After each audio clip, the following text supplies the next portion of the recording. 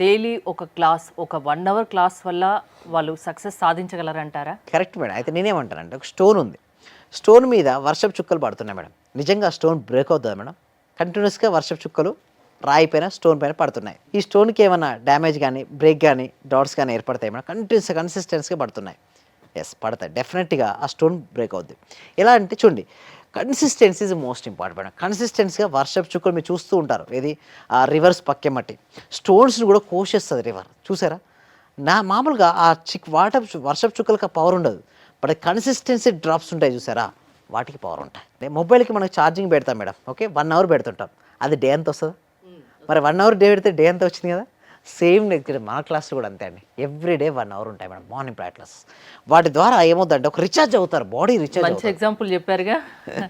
బా body recharge అవుతది madam.